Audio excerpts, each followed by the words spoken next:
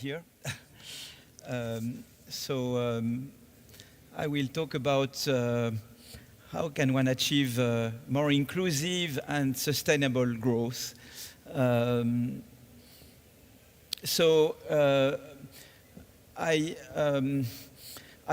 fact, my contribution to growth economics has been to develop what we call now Schumpeterian growth theory.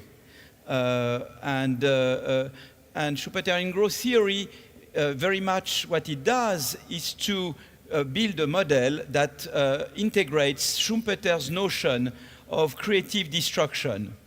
So creative destruction it was a term coined by Joseph Schumpeter to refer to the process whereby new innovations displace old technologies. New innovations make old technologies become obsolete, okay?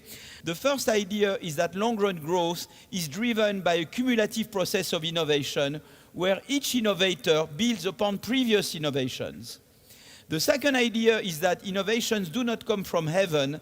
They result from entrepreneurial activities that are motivated by the quest for monopoly rents. If you innovate, you discover a better product, a new way to do things, and for a while you will be local monopoly and you will get rents from it. And it's the prospect of these rents that induces you to invest in research and development, in whatever will make you become an innovator, okay? And so policies and institutions, they impact on growth because they affect the incentives to engage in those activities, okay? And the third idea is creative destruction. New innovation displace old technologies. And in fact, at the heart of the paradigm, there is a contradiction. On the one hand, you need the innovation rents to motivate innovation activities, but on the other hand, yesterday's innovators are tempted to use their rents to prevent subsequent innovation because they don't want themselves to be subject to creative destruction.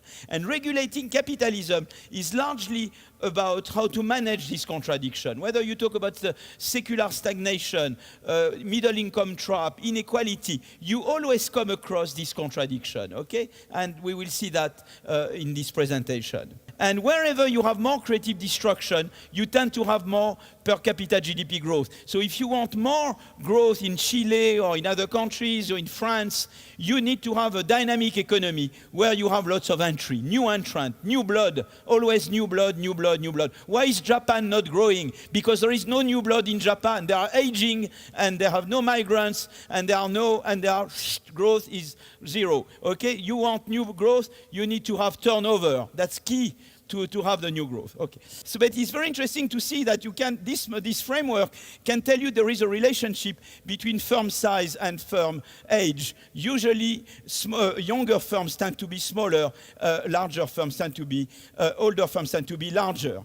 So what's very interesting is that innovation is a source of top income, but it's a good source of top income because it generates growth, it generates social mobility, and as a result, it does not increase global inequality. So I take that source. I'm not obsessed by top income equality. If it's coming from innovation, it's okay.